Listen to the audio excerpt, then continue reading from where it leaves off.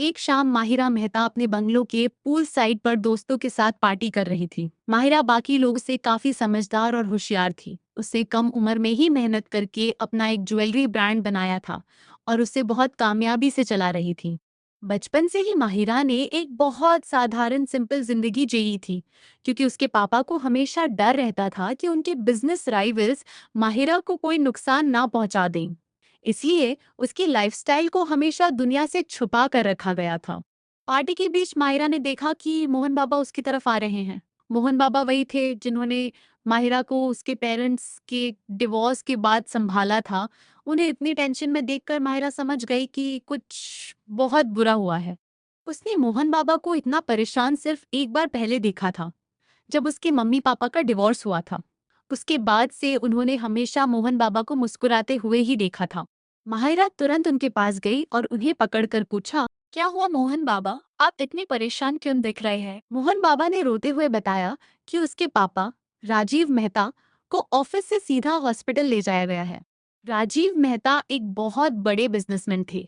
जब उनकी पत्नी रहीमा मल्होत्रा उन्हें छोड़कर चली गई थी, तब राजीव जी ने ही माहिरा के लिए माँ और बाप दोनों का फर्ज निभाया था। माना कि काम के चक्कर में वो कभी कभी घर लेट आते थे और माहिरा को ज्यादा वक्त नहीं दे पाते थे, लेकिन फिर भी माहिरा के लिए उनके पापा ही उनकी पूरी दुनिया थे।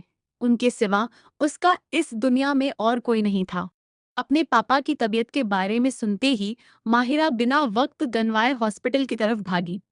वहां पहुंचते ही मैनेजर ने माहिरा को बताया कि बिजनेस टेंशन की वजह से राजीव जी को हार्ट अटैक आया है और इसी वजह से उनकी हालत इतनी खराब हुई है। माहिरा बाहर बेंच पर बैठ गई और अपने पापा के मैनेजर अखिल को सारी डिटेल्स बताने को बोला।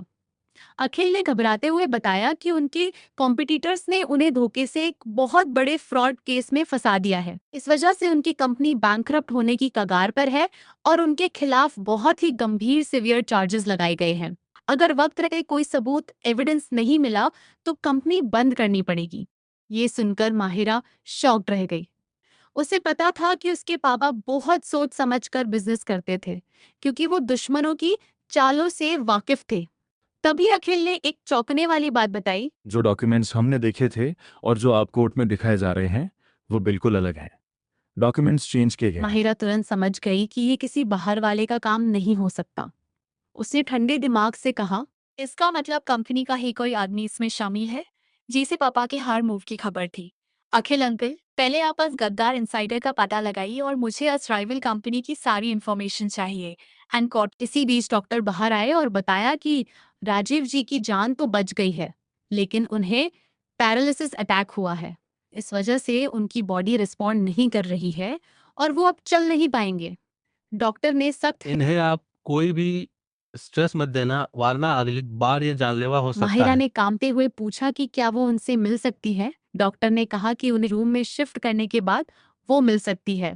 डॉक्टर के जाने के बाद माहिरा ने अखिल से कहा, सुना ना आपने, अब पापा को बिजनेस की कोई भी बात नहीं बतानी है, सब कुछ नॉर्मल दिखना। क्या माहिरा उस गद्दर का पता लगा पाएगी? क्या वो अपने पापा को बेकसूर इनोसेंट साबित कर पाएगी या मेहता ग्रुप हमेशा के लिए